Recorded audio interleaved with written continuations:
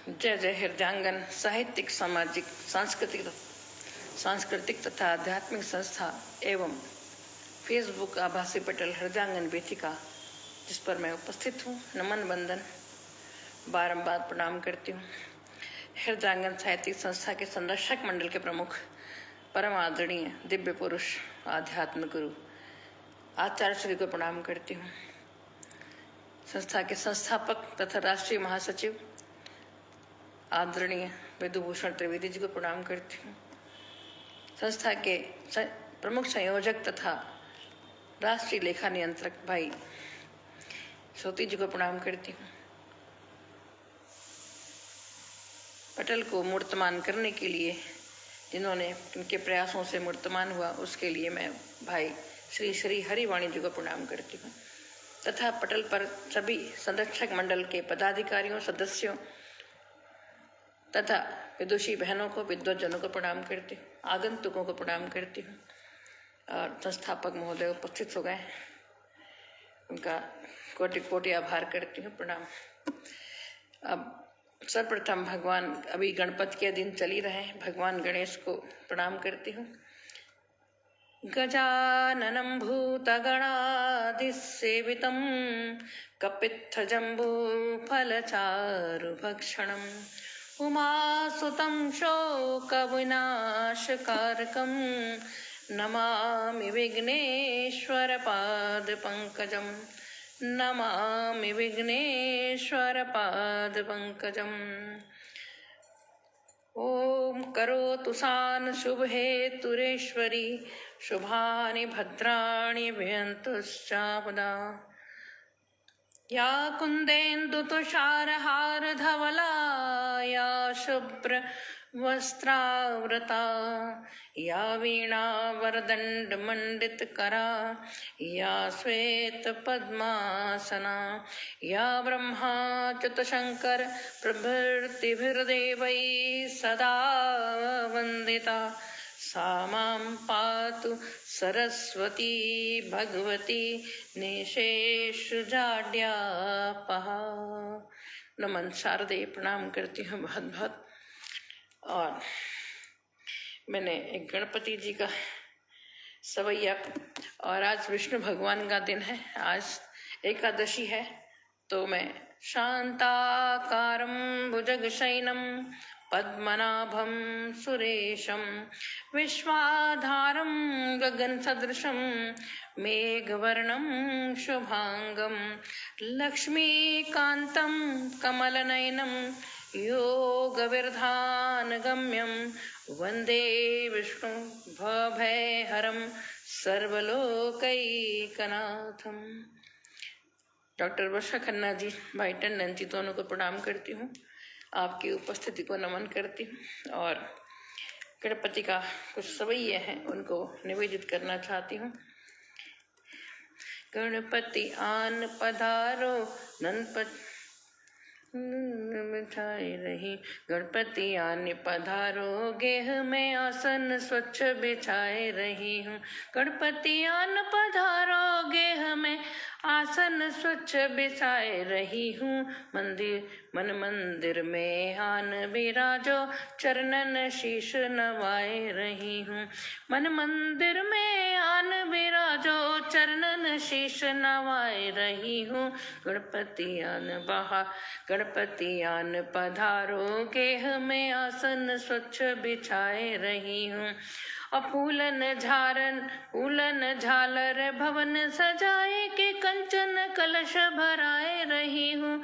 फूलन झालर भवन सजाए के कंचन कलश भराए रही हूँ। कोघृत बाती दीप बनाए के माणिक दीप जलाए रही हूँ। गोघृत बाती दीप बनाए के माणिक दीप जलाए रही हूँ। गणपति आन पधारो गेह में आसन स्वच्छ बिछाए रही हूँ। और गंगा जल भर लाई गजानन चरणन को धुलवाए रही हूँ। गंगा जल भर लाई गजानन चरणन को धुलवाए रही हूँ। पूजन थाल सजाए दियो है, पूजन थाल सजाए दियो है, केसर तिलक लगाए रही हूँ, केसर तिलक लगाए रही हूँ। और पान सुपारी ध्वजा फल फूलन चरणन भेंट चढ़ाए रही हूँ। पान सुपारी ध्वजा फूलन फल फूलन चरणन भेंट सजा चढ़ाए रही हूँ। आरती गाऊं गोरा के नंदन, आरती गाऊं गोरा के नंदन, चंदन लेप लगाए रही हूँ।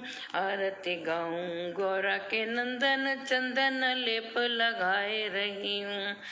और धूप दीप नैवेद्य चढ़ाऊं, मोदक भोग लगाए रही हूँ। धूप दीप नैवेद्य चढ़ाऊं, मोदक भोग लगाए रही हूँ। सब विधि पूजन ध्यान लगाकर शंकर सुवन मनाए रही हूँ।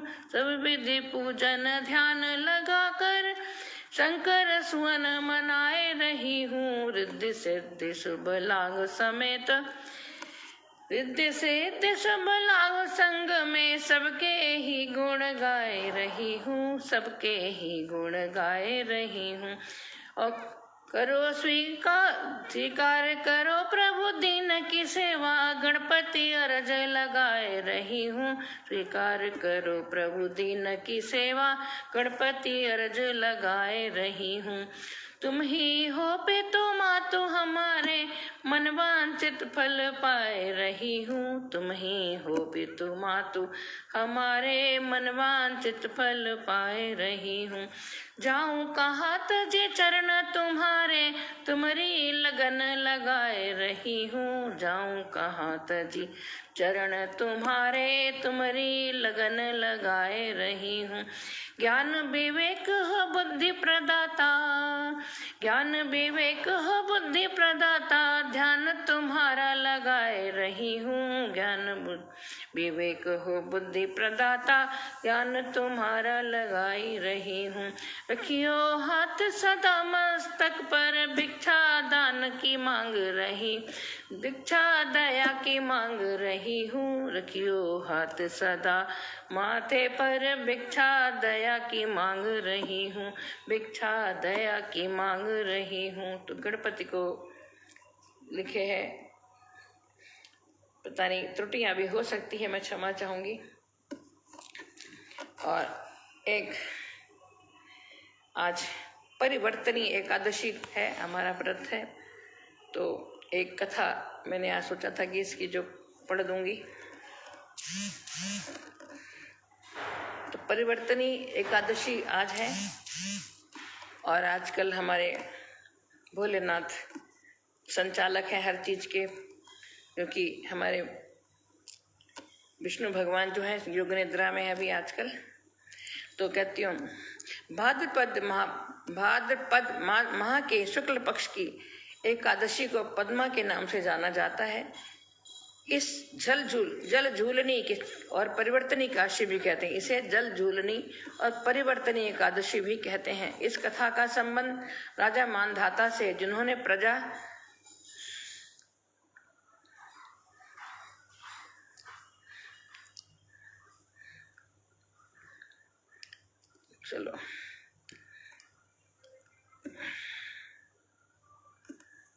जिन्होंने प्रजा के लिए पद्मा एकादशी का व्रत किया है। शास्त्रों में भगवान श्री कृष्ण कहते हैं कि इस उत्तम व्रत का अनुष्ठान अवश्य करना चाहिए। पद्मा एकादशी के दिन कथा के बाद जल से भरे हुए घड़े को ढककर दही और चावल के साथ ब्राह्मण को दान देना चाहिए। सुषमा जी का स्वागत है। साथ ही छाता और जूता भी देना चाहिए। दान करते समय इस मंत्र का जाप करें, नमो नमस्ते गोविंद बुद्ध श्रवण संज्ञक अधोग संक्षयम कृत्वा सर्व सौख्य प्रदी भव भुक्ति मुक्ति प्रदक्षेण लोकानाम सुखदायक। कथा इस प्रकार है इसकी। एक बार युधिष्ठिर ने भाद्रपद माह के शुक्ल पक्ष की एकादशी की व्रत किया। नाम, देवता और पूजा विधि से बारे में पूछा, एकादशी के बारे में पूछा। प्रभु श्री कृष्ण ने कहा कि युधिष्ठिर भाद्रपद माह के शुक्ल पक्ष की एकादशी पद्मा यानी परिवर्तनी एकादशी के नाम से जानी जाती है। इस व्रत कथा को पढ़ने से और सुनने से व्यक्ति के सभी पापों का नाश होता है। इस दिन भगवान ऋषिकेश की पूजा की जाती है। सूर्यवंश में मानधाता नाम के एक चक्रवर्ती सत्य प्रतिज्ञ और प्रतापी राजर्षि, जो राजा और ऋषि दोनों ही थे, हो गए हैं। उनके राज्य में अकाल नहीं पड़ता था, प्रजा को मानसिक चिंताएं नहीं सताती थी और व्याधियों का प्रकोप भी नहीं होता था। उनकी प्रजा निर्भय और आर्थिक रूप से धन समृद्ध थी। महाराज के कोष में केवल ईमानदारी से अर्जित धन संग्रह का ही संग्रह था। उनके राज्य में समस्त वर्णों और आश्रमों के लोग अपने अपने धर्म में लगे रहते थे। मानधाता के राज्य की भूमि कामधेनु के समान फल देने वाली थी। उनके राज्यकाल में प्रजा का जीवन काफी सुखमय था। एक बार किसी कर्म के फल भोग के कारण राजा के राज्य में 3 वर्षों तक बारिश नहीं हुई, जिससे भूख से पीड़ित प्रजा नष्ट होने लगी। प्रजा महाराज के पास जाकर कहने लगी कि आपको प्रजा की बात सुननी चाहिए। जल भगवान का निवास स्थान है, इसलिए वे नारायण कहलाते हैं। नारायण स्वरूप भगवान विष्णु सर्वव्यापी हैं। वे ही मेघ स्वरूप होकर वर्षा करते हैं और वर्षा से अन्न पैदा होता है और अन्न से प्रजा जीवित रहती है। महाराज, इस समय अन्न के बिना प्रजा का नाश हो रहा है, अतः कोई उपाय कीजिए। राजा ने कहा कि आपने सही कहा है। अन्न को ब्रह्म कहा गया है। अन्न से ही प्राणी जीवित रहता है। पुराण में भी विस्तृत रूप से वर्णन किया गया है कि राजाओं के अत्याचार से प्रजा को पीड़ा होती है, लेकिन जब मैं विचार करता हूँ तो मुझे इसमें कोई अपराध नहीं नजर आते। फिर प्रजा के हित में पूरा प्रयास करूंगा। ऐसा निश्चय करके राजा मानधाता कुछ व्यक्तियों को साथ लेकर भगवान को प्रणाम करने वनों की ओर चल पड़े। वहां मुनि और तपस्वी मिले। एक दिन उन्हें ब्रह्मपुत्र अंगिरा के दर्शन हुए। उनको देखते ही राजा ने दोनों हाथ जोड़कर मुनि के चरणों में प्रणाम किया। मुनि ने राजा का अभिनंदन स्वीकार किया और राज्य के बारे में पूछा। राजा ने प्रजा का हाल बताकर मुनि के स्वास्थ्य के बारे में पूछा। मुनि ने राजा को आसन और अर्घ्य दिया। मुनि ने राजा के आने का कारण पूछा तो राजा ने बताया कि मेरे राज्य में सब कुछ अच्छा चल रहा है, लेकिन किसी कारणों से वर्षा का अभाव हो गया है। इसकी वजह मुझे नहीं पता है। ऋषि अंगिरा बोले, सत्ययुग सबसे उत्तम युग है। इसमें लोग परमात्मा के चिंतन में लगे रहते हैं। इस युग में केवल ब्राह्मण ही तपस्वी होते हैं, दूसरे लोग नहीं। तुम्हारे राज्य में एक शूद्र तपस्या करता है और इसके कारण वर्षा नहीं होती है। तुम इसके प्रतिकार से में यज्ञ करो, जिससे यह दोष शांत हो जाए। राजा ने कहा, मुनिवर, एक तो वह तपस्या में लगा है और उसका कोई अपराध भी नहीं है, इसलिए मैं उसकी तपस्या में अवरोध नहीं उत्पन्न करूंगा। आप दोष को शांत करने वाले किसी धर्म का उपदेश कीजिए। ऋषि बोले, राजन, यदि ऐसी बात है तो एकादशी का व्रत करो। भाद्र मास के शुक्ल पक्ष में जो पद्मा नाम से एकादशी होती है, उसके व्रत के प्रभाव से निश्चय ही उत्तम वृष्टि होगी। तुम अपनी प्रजा और परिजनों के साथ इसका व्रत करो। ऋषि का यह वचन सुनकर राजा अपने घर लौट आए। उन्होंने प्रजा के साथ भादों के पद्मा एकादशी का व्रत किया। इस प्रकार व्रत करने से मेघ पानी बरसने लगे। हरी भरी खेती से धरा सुशोभित होने लगी। उस व्रत के प्रभाव से सब लोग सुखी हो गए। तो ये कथा है। हमारे यहाँ हर व्रत की कुछ न कुछ कथा होती है। तो एकादशी आज है, एकादशी की ये कथा मैंने आप लोगों को सुनाई। अब मैं एक भगवान विष्णु जी का एक भजन सुनाती हूँ, क्योंकि आज उन्हीं का दिन है। या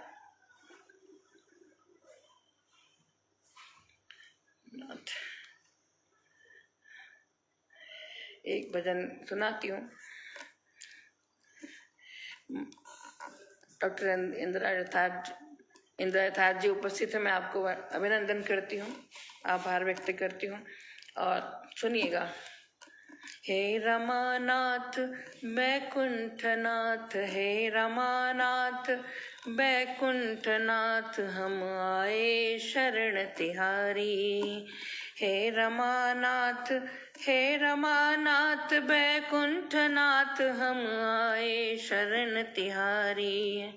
अपना लो या फिर ठुकरा दो, अपना लो या फिर ठुकरा दो, आगे रजा तुम्हारी प्रभु, आगे रजा तुम्हारी है। हे रमानाथ कमल नाभ तुम सृष्टि रचयिता, पक्षीराज असवारी। पर कमल नाभ तुम सृष्टि रचयिता, पक्षीराज असवारी। और क्षीर सागर है शयन तुम्हारा, शेष छत्रधारी, शेष है छत्रधारी। हे रमानाथ बैकुंठनाथ, हम आए शरण तिहारी। वामा कमला सेवा करती, और पाँव पलोटन हारी। वामा कमला सेवा करती, और पाँव पलोटन हारी। राजीव नयन चंचल है अयन, छवि अतीव मनोहारी। राजीव नयन चंचल है अयन, छवि अतीव मनोहारी। हे रमानाथ बैकुंठनाथ, हम आए शरण तिहारी। अलिपुंज जो गुंजारित पलके, अलिपुंज जो गुंजारित पलके, शोभा पर दुनिया वारी, शोभा पर दुनिया वारी। बहुरूप धरे जगहित तुमने, बहुरूप धरे जगहित तुमने, कहलाते लीलाधारी, कहलाते लीलाधारी। हे रमानाथ बैकुंठनाथ, हम आए शरण तिहारी। और सागर मंथन हुआ देवासुर में, अमृत था पिलाया देवों को। सागर मंथन हुआ देवासुर में, अमृत था पिलाया देवों को। और धर्मोहिनी रूप तुमने चल से, रिपु दमन किया था त्रिपुरारी। धर्मोहिनी रूप तुमने चल से, धर्मोहिनी रूप तुमने चल से, रिपु दमन किया था त्रिपुरारी, रिपु दमन किया था त्रिपुरारी। हे रमानाथ, हे रमानाथ बैकुंठनाथ, हम आए शरण तिहारी। सब जग के तुम ही पालक हो, सब जग के तुम ही पालक हो। संहारक हो उद्धारक हो, सब जग के तुम ही पालक हो। संहारक हो उद्धारक हो, वंदनीय तुम सब देवों के, वंदनीय तुम सब देवों के। वंदन करते नर नारी, वंदन करते नर नारी। हे रमानाथ बैकुंठनाथ, हम आए शरण तिहारी। हे रमानाथ बैकुंठनाथ, हम आए शरण तिहारी। अपना लो या ठुकरा दो, अब आगे रजा तुम्हारी। अपना लो या ठुकरा दो, अब आगे रजा तुम्हारी। तो ये एक मेरा भजन भगवान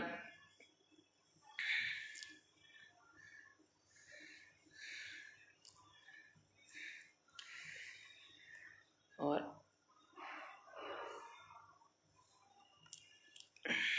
एक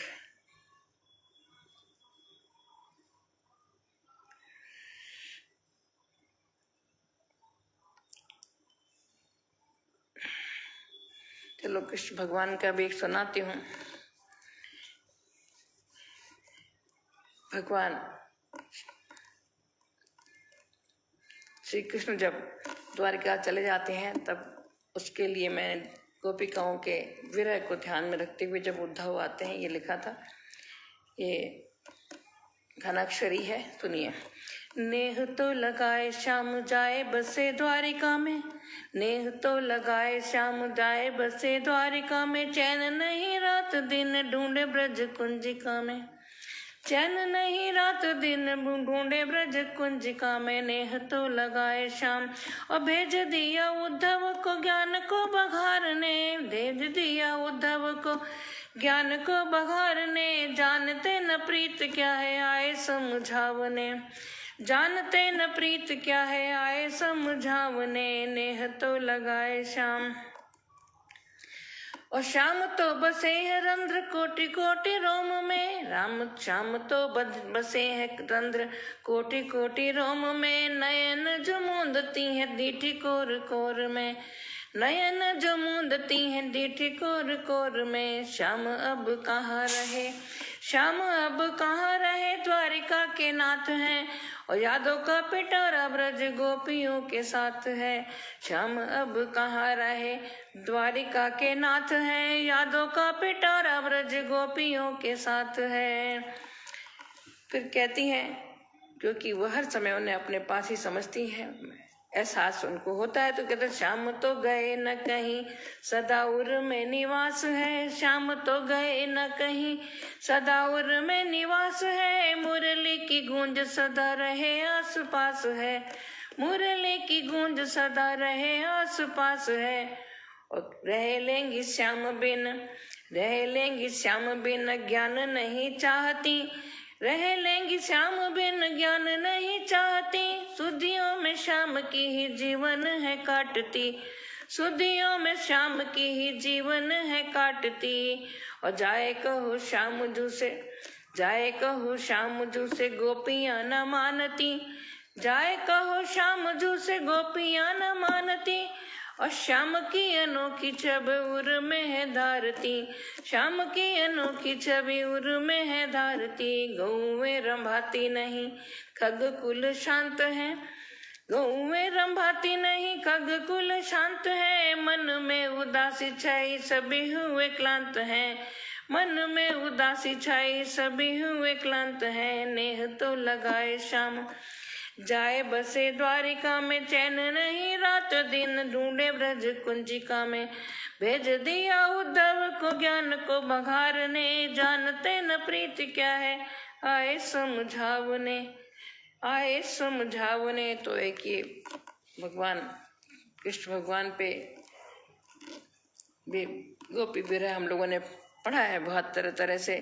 उधो मन नाही 10-20, एक हुतो सो गयो श्याम संग अब को आराधे ईश, मधुबन तुम कत रहत हरे, तुम कैसे हरे हो जब हमारे श्याम नहीं हैं।